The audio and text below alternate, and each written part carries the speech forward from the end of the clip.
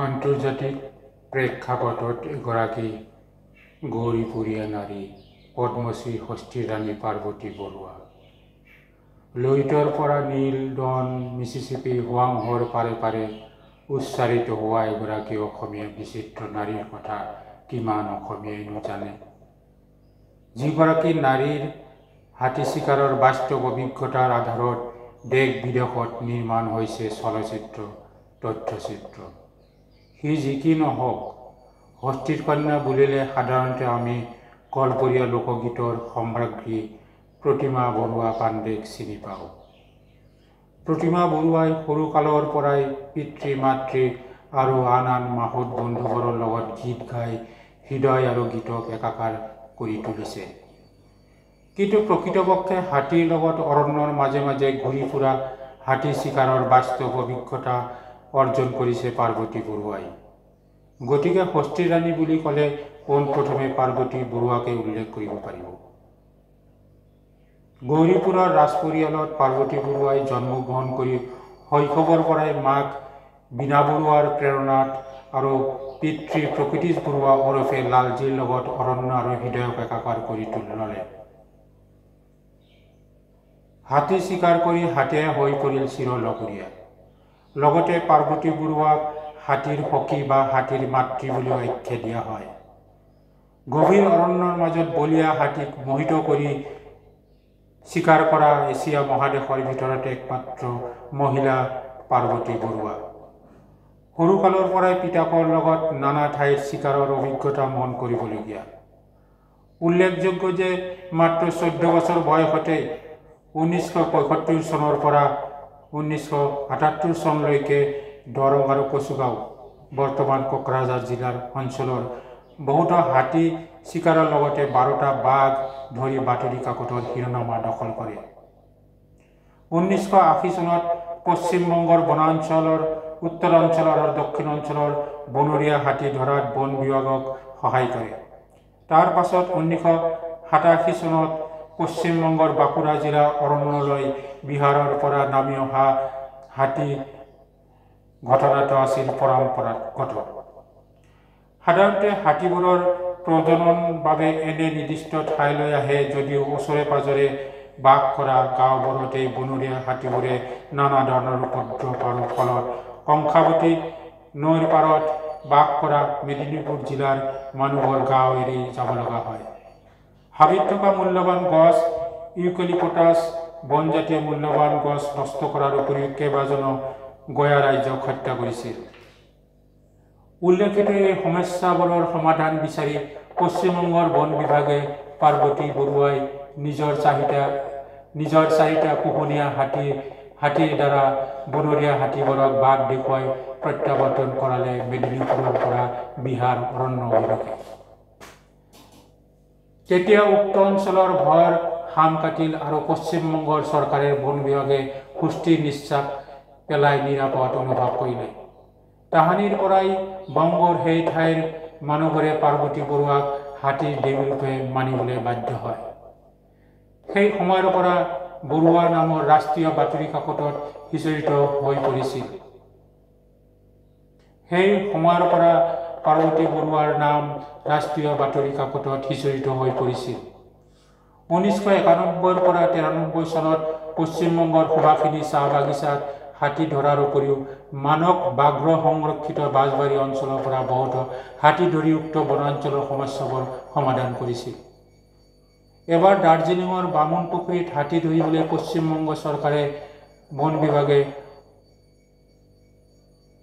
বন বিভাগক সহায় কৰিব লাগে বুলি অসংখ্যক হাতী ধৰাত সহায় কৰি এক অভিলেখ সৃষ্টি কৰে।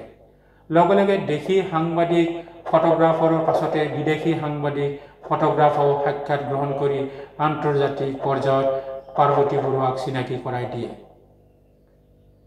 1987 চনৰ কথা। নেশ্যনেল জিঅ'গ্ৰাফিক সংস্থাই জাম্বুৰী নাম দি পাৰ্বতী বৰুৱাৰ জীৱন আৰু হাতীৰ ওপৰত এখনি তথ্যচিত্ৰ নিৰ্মাণ কৰি BBCৰ দ্বাৰা আন্তৰ্জাতিক অনুষ্ঠানত প্ৰচাৰ কৰি বহু প্ৰশংসিত হয়।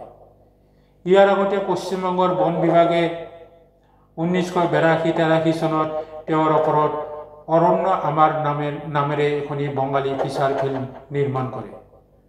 1992-93 চনত আমেৰিকাৰ ডিস্কভাৰী চেনেল প্ৰযোজিত কুইন অফ দ্য এলিফেণ্ট নামৰ তথ্যচিত্ৰ নিৰ্মাণ কৰে ব্ৰিটিছ লেখক মাৰ্ক চেনেলে। এই তথ্যচিত্ৰ গোটেই ইউৰোপ আমেৰিকাত প্ৰদৰ্শিত হৈ এক খলকনি তোলে। তদুপৰি 1992 চনৰ আগষ্ট মাহত দি এ ফেচ ইন দ্য ক্ৰাউড আৰু নৰ্থ ইষ্ট ফলিঅ শীৰ্ষক অনুষ্ঠানত পাৰ্বতী বৰুৱাৰ হস্তী চিকাৰৰ কৌশলত মুগ্ধ হৈ এওঁৰ লগত হাতী চিকাৰৰ কলাকৌশল শিকিবৰ কাৰণে 7 আগৰ 13 নদী পাৰ হৈ ভাৰতত উপস্থিত হৈছিল। হস্তী চিকাৰৰ বিচিত্ৰ জ্ঞান আৰু অভিজ্ঞতা থকা পাৰ্বতী বৰুৱাক মাৰ্কে গুৰু হিচাপে ল'লে। ইয়াৰ বাবে হাতীৰ পৰম্পৰাগত এক প্ৰজনন পথ অনুসৰণ কৰি এওঁলোকে দুয়ো অৰণ্য সমৃদ্ধ অঞ্চলৰ মাজেৰে প্ৰায় 300 মাইলৰ ওপৰত অভিযান চলায়। এই ব্ৰিটিছ লেখকগৰাকীয়ে ভাৰতীয় সমাজৰ সংস্কৃতি জীৱনৰ হাতীৰ ৰহস্যবাদী স্থানৰ গুৰুত্ব বুজি পালে আৰু বিভিন্ন বিচিত্ৰ অভিজ্ঞতা উপভোগ কৰিলে। অৱশেষত মাৰ্কচেণ্ডে পাৰ্বতী বৰুৱা আৰু প্ৰাসংগিক অভিজ্ঞতাৰ ওপৰত কুইন অফ দ্য এলিফেণ্ট নামেৰে কিতাপ লিখে আৰু ইউৰোপৰ বিখ্যাত গ্ৰন্থ প্ৰকাশক জোনাথন কেপে উক্ত গ্ৰন্থখন প্ৰকাশ কৰে। পাৰ্বতী বৰুৱাৰ বহুতো ৰাষ্ট্ৰীয় আৰু আন্তঃৰাষ্ট্ৰীয় ছেমিনাৰ আৰু কৰ্মশালাত যোগদান কৰি হস্তী চিকাৰৰ বাস্তৱ জীৱনৰ অভিজ্ঞতাৰ ওপৰত বহুমূলীয়া ভাষণ আৰু প্ৰশিক্ষণ দিয়ে। 1993 চনৰ জুন মাহত তামিলনাডুত বম্বে নেচাৰেল হিষ্টৰী ছ'চাইটিৰ দ্বাৰা আয়োজিত international seminar on Asiatic elephants শীৰ্ষক ছেমিনাৰত অংশগ্ৰহণ কৰে। লগতে উত্তৰ-বংগ আৰু এছিয়া মহাদেশৰ হাতী সন্দৰ্ভত তথ্য সমৃদ্ধি দুখনি মূল্যৱান লিখনি আগবঢ়ায়। 1982 চনত পশ্চিমবংগৰ পশু সংৰক্ষণ আন্তৰ্জাতিক কৰ্মশালাত যোগদান কৰে আৰু 1996 চনত কেৰালাত মাহুত প্ৰশিক্ষণ কেন্দ্ৰ মাহুত ট্ৰেইনিং কোৰ্চ পাৰ্বতী বৰুৱা গৱেষক হিচাপে যোগদান কৰি হাতীৰ সন্দৰ্ভত বক্তৃতা আৰু লিখনি আগবঢ়ায়। বেংকক থাইলেণ্ড আৰু FAO আয়োজিত এক আন্তঃৰাষ্ট্ৰীয় কৰ্মশালাত international workshop on the domesticated Assam এলিফেণ্টত যোগদান কৰি ভৌগোলিক প্ৰশংসা অৰ্জন কৰে। 1989 চনত ইউনাইটেড ইনভাইৰনমেণ্ট প্ৰগ্ৰাম এইটোৱে গ্ল'বেল 500 অনাৰ ৰোল ইন 1989 বঁটা আগবঢ়ায়। দেশ বিদেশত বহু সম্বৰ্ধনাৰে ধন্য হোৱাৰ উপৰিও অসমৰ মুখ্যমন্ত্ৰী 43তম বন্যপ্ৰাণী সপ্তাহ 7-10-97 চনত বিশেষ কৰ্মশালাৰ ওপৰত সম্বৰ্ধনা আগবঢ়ায়। 2001 চনত অসম শিল্পী দিৱস সমিতিয়ে গুৱাহাটী পুথিভঁৰালত আৰু সদৌ অসম লেখিকা সমাৰোহ সমিতি গোৱালপাৰা অধিৱেশনত মানপত্ৰ প্ৰদান কৰি সম্বৰ্ধনা জনায়। এইগৰাকী ৰাজকুমাৰী অসমৰ ধুবুৰী জিলাৰ গৌৰীপুৰৰ ৰাজ পৰিয়ালত জন্মগ্ৰহণ কৰি ভোগ বিলাসৰ মোহ এৰি এতিয়া প্ৰকৃতিৰ লগত মিত্ৰতা কৰি হাতী চিকাৰতে ব্যস্ত। গুৱাহাটী সন্দিকৈ ছোৱালী মহাবিদ্যালয়ত ৰাজনীতি বিজ্ঞান বিভাগৰ পৰা শিক্ষা সমাপ্ত কৰি প্ৰায় বনবাসী আজি। বৰ্তমানলৈকে বিভিন্ন অনুষ্ঠান প্ৰতিষ্ঠানৰ লগত জড়িত হৈ চিকাৰ আৰু পৰিৱেশৰ ওপৰত কাম কৰি থকা অক্লান্ত সৈনিক বুলি ক'ব পাৰি। সম্প্ৰতি এখেত গুৱাহাটীৰ বাসিন্দা। 2024 চনত ভাৰত চৰকাৰে পদ্মশ্ৰী ৰাষ্ট্ৰীয় সন্মান প্ৰদান কৰে আৰু এই স্বীকৃতি গুৱাহাটী আৰু গৌৰীপুৰ আৰু অসমলৈ সন্মান কঢ়িয়াই আনে।